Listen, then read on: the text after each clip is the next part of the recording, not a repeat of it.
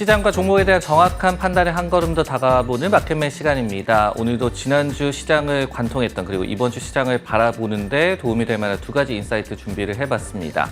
첫 번째로 시장과 관련한 인사이트 한번 전달을 해드리도록 하겠습니다. 보고서 내용을 한번 분석을 해볼 텐데요.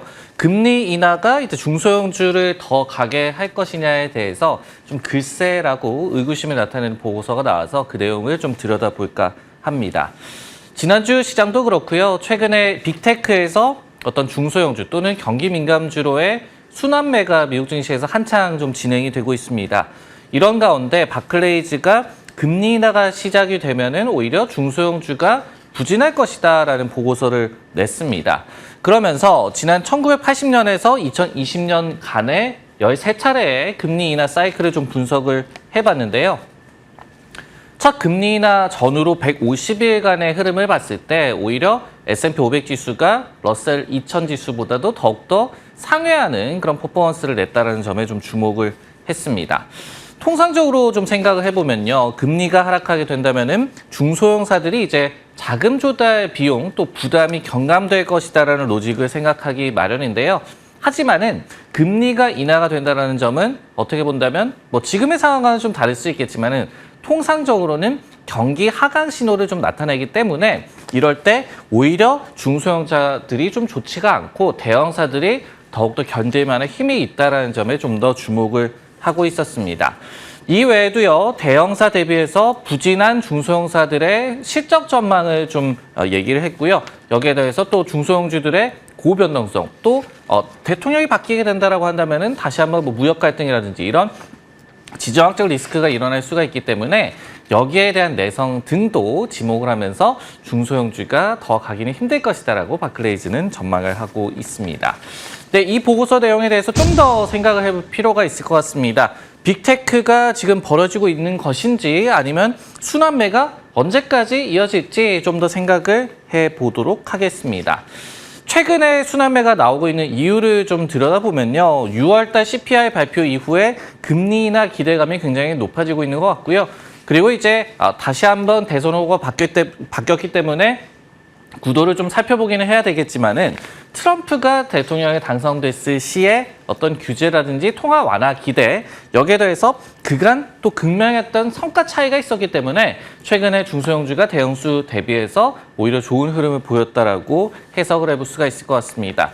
일단 얼마간에 이어질까를 생각을 해보면요. 한 몇 주간에 저희가 생각을 해봐야 될 것 같습니다. 예를 들어서 현재에서도 누빈 자산운용 같은 데서는 한 4주 정도 이어질 것이다라고 얘기를 하고 있는데요.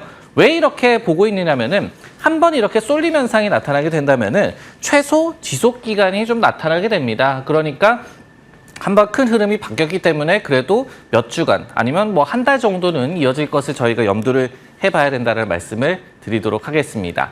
다만 근본적인 시장의 지형 변화를 기대하기는 조금 힘들 것이다라는 점도 저희가 기억을 해봐야 될 것 같은데요.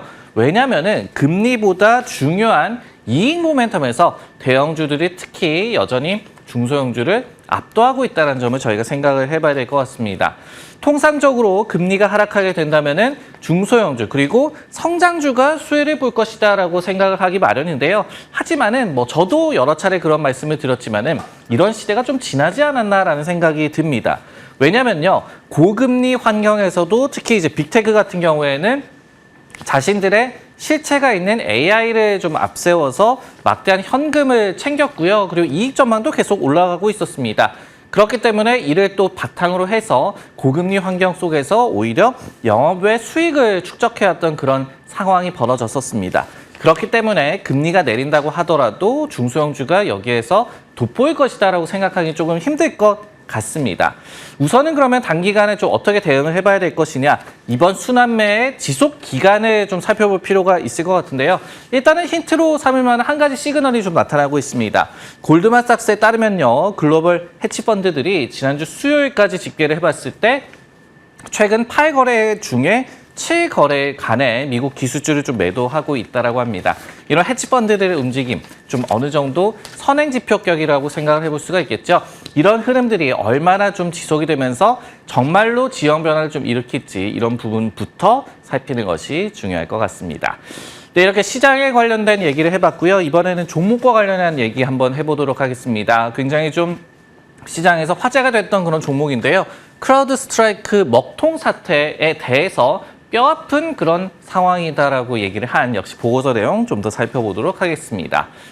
사이버 보안 업체죠. 크라우드 스트라이크가 업데이트 과정에서 마이크로소프트 운영체제와 좀 충돌하는 그런 상황이 벌어졌습니다. 그러면서 주요 시스템이 마비되는 사태가 벌어졌는데요. 그러면서 크라우드 스트라이크의 주가가 지난 금요일에 11%나 급락을 했습니다. 이를 두고 웨드부시에서는 눈이 멍든 순간 같은 그런 상황이다라고 표현을 했습니다. 블랙 아이 모먼트라고 표현을 했는데요.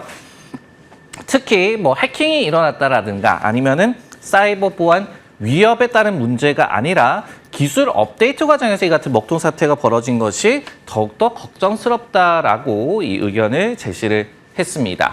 그러면서 부정적인 방향으로 좀 인지도가 향상이 됐다라고 얘기를 했는데요. 또 안정화에는 시간이 좀 걸릴 것이다. 다만 회사라든지 그리고 사이버 보안 섹터 자체에 대한 장기 낙관론에는 변화가 없다라고 보고서 내용을 전했습니다. 네, 이 내용에 대해서도 조금 더 생각을 해볼 필요가 있을 것 같습니다. 저는 이 부분을 좀 주목을 해봤는데요. 크라우드 스트라이크 사태의 최대 수혜주는 어디가 될 것이냐 좀 더 탐구를 해보도록 하겠습니다. 먼저 저희가 사이버 보안 섹터에서 좀 분류를 해보는 게 중요할 것 같습니다.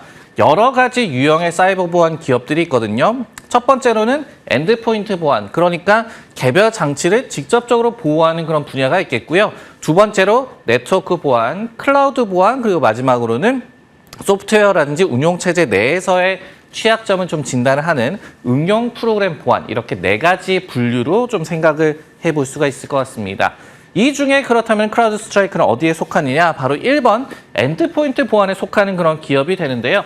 그렇기 때문에 좀 수혜주를 섹터 내에서 찾아보자면은 직접적으로 관련이 있는 기업은 센티넬1이라는 기업을 저희가 꼽아볼 수가 있을 것 같습니다. 역시 지난주 금요일 날 주가가 8% 가깝게 급등을 하면서 좀 반응이 나타났던 그런 기업인데요.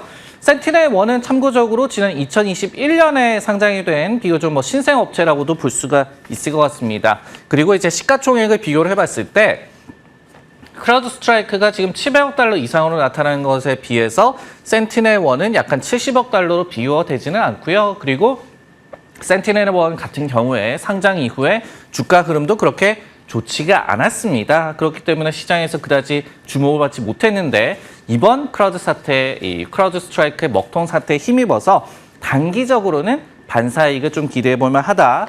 예를 들어서 일론 머스크 테슬라 CEO 같은 경우에도 크라우드 스트라이크 프로그램을 다 지웠다라고 얘기를 했었죠. 그렇기 때문에 얼마간의 그런 수혜 기대감이 있을 것이다라고 말씀을 드릴 수가 있을 것 같습니다. 다만 많은 비용과 시간을 들여서 이런 사이버 보안 시스템을 교체하는 것이 그렇게 쉽지는 않죠. 그렇기 때문에 이런 부분들이 금방 또 다른 기업으로 옮겨갈 것이다라고 생각하는 것은 좀 무리가 있을 것 같고요.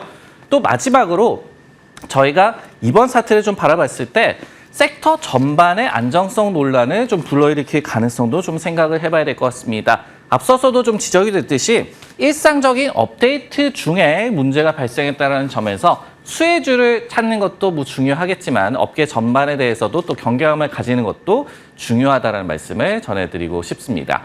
마켓맨 오늘 준비한 내용 여기까지고요. 저는 다음 주에 다시 돌아오겠습니다.